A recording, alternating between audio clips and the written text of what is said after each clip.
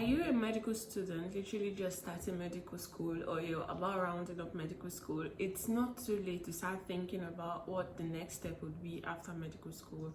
A lot of people literally have it all figured out when they begin medical school. Some people are like, okay, I'm going to JAPA, write for an exam, write so and so exam, and leave the country immediately after I'm done with medical school. But some other people, they don't have it all figured out. Some other people are not even thinking in that direction. In all honesty, yeah, I feel like the best time to start thinking about JAPA or not is when you're literally just starting medical school.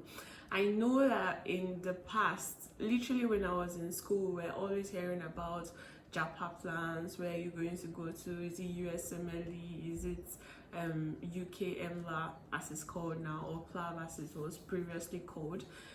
It was literally a buzz. Do you get me? Previously, it wasn't usually like that. Most people and their JAPA plans were literally very private, very secret and all of that. But now, everything is in the open. So if you say you've not heard about JAPA plans or making preparation to leave the country and all of that, or what's your plan is after medical school, is if you've not started having those conversations, and I think something is vehemently wrong.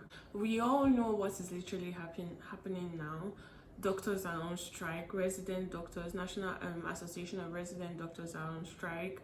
JAPA is threatening to go on strike as well, and just a whole lot of things have been happening. Even before now, the pay of doctors have always just been really very, very discouraging. So it is actually wise to start thinking of the next step while you're still a medical student. Now, most times I've had conversations while doing my housemanship with my chiefs about JAPA plans and all of that, and some of them, mostly my senior registrants here who have children and literally have families here, some of them are like, fine, it's good for you to be thinking about JAPA plans and all and conversations like that, but then for me, this is where I'm going to be. I do not have those kind of plans, and sometimes what I hint them saying or implying is that they don't have enough finances to fund their JAPA plans. Either that, or they literally have just made up their mind to remain because of their families and all of that. But you still see consultants. Just recently, our gastroenterology consultant literally left, and the whole department was shut down literally. And if you look at it very well, if you look at it very closely, I feel it is never too late to literally think about the JAPA journey. But let's talk about staying in Nigeria. Right now, NAD, the National Association of Resident Doctors, are on strike. And just very recently, there was a circular about JAPA joining the strike. And before now, JAPA had literally already gone on strike. In fact, the state of the Nigerian healthcare system right now is in shambles, literally, honestly. And the pay of the workers, the pay of doctors, the working conditions is literally not favorable. In most public hospitals, now I'm not talking about private hospitals, they might have it all figured out and all of that, but then in most public hospitals, because I feel like the majority of the Nigerian population are below average, literally, so like they are in the lower class. So if they should be able to afford the necessary facilities or the good health care, literally, they have to go to public hospitals, right? But in those public hospitals, they do not now even have the facilities. Sometimes you lack things that can be as little as gloves. You lack things that can be as little as maybe what can be so little? Yeah, gloves, literally, to take care of patients, and personal protective equipment to protect yourself too when taking patients. So all those things literally can be really, really very draining for any doctor. Now, think about it being in a Nigerian setting as a doctor. If maybe you're still in medical school, I know that this may be a whole lot difficult for you to be able to have fathom.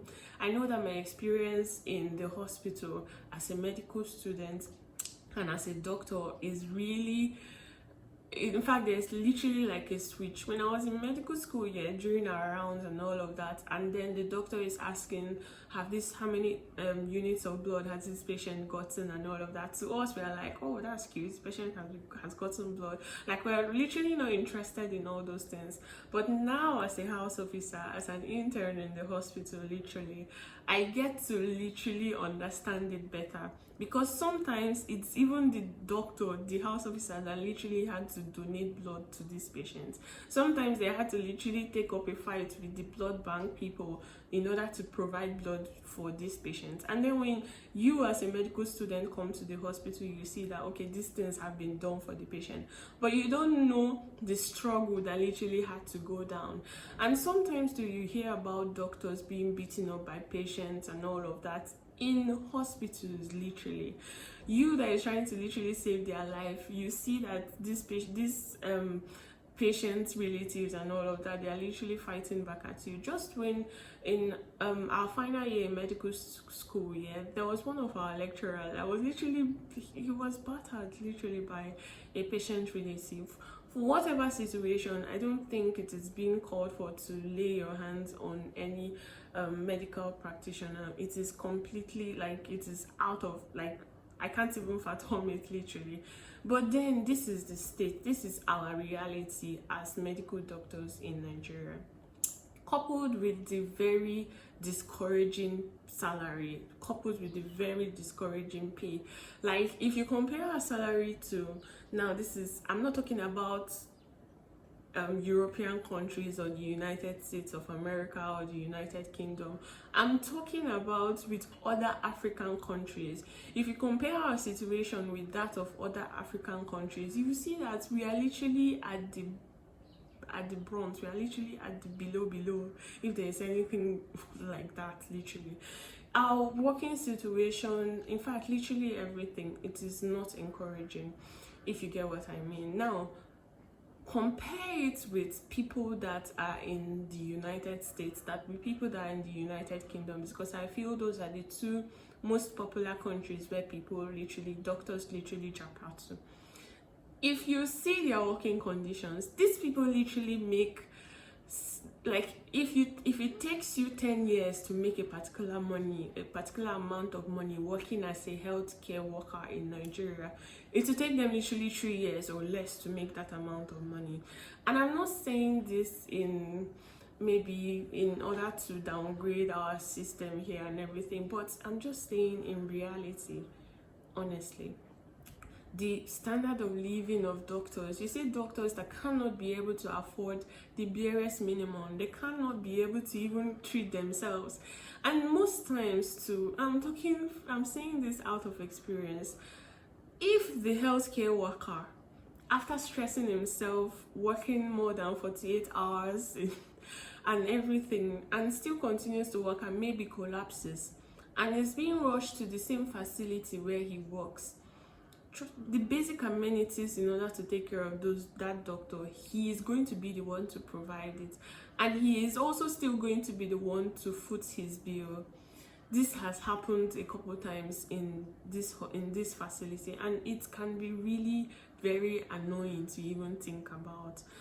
I'm not trying to make you make up your mind in order to leave the country and all of that, but put your reality into context. There are people that are not able to provide the finances or the amount of money it takes to leave the country. There are people that are literally fighting their way, getting loans and all of that in order to pass the exams and leave the country to provide a better living conditions for their family and the likes. There are people that have zeroed their mind and say, okay, I'm going to literally remain here and try to become a consultant in like 6 years or so and create a family, build my family and literally all of that, and maybe now start thinking about JAPA plans later on.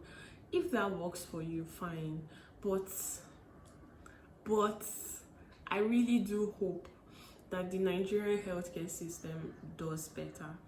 If you've been keeping quiet about the whole Nigerian strike thing and you've not been following the online campaigns that have literally been going on in order to help doctors, Nigerian doctors, get better payments and get better working conditions, all of that they've always been clamoring for in their ticks, in their publications and all of that, then this is the time for you to do so.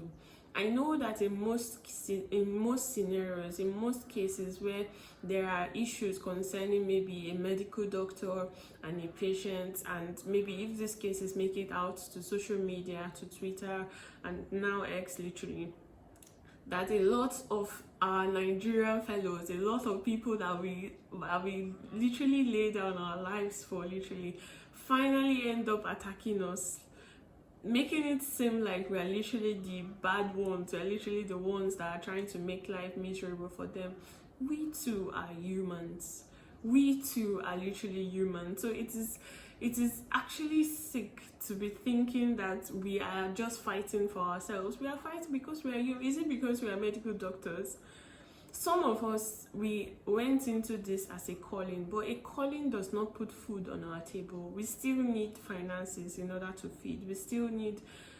We are humans, literally. So anything you think you need in your workplace, we too need that and even more.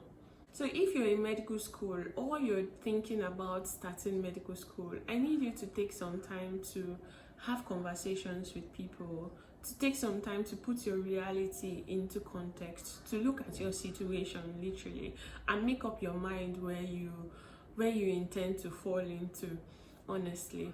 And then if you're just finishing medical school and you feel like you have opportunities to leave the country, don't wait for it to take up to 10 years or 15 years or so. If you can go as soon as possible, all the more better for you, in all honesty. But still, it is necessary that we have very good working conditions in our country, very good working conditions for healthcare workers, very good working conditions for literally everyone, because at the end of the day, this country is for us. This country is ours. So if you've planned to remain, or if you've planned to leave the country as a medical worker, as a healthcare worker and all of that, I wish you good luck. Well, so subscribe to my channel, let the channel keep growing, share this video to people that are just literally beginning medical school or literally in medical school. And yeah, I hope to catch you guys in my next video. Peace.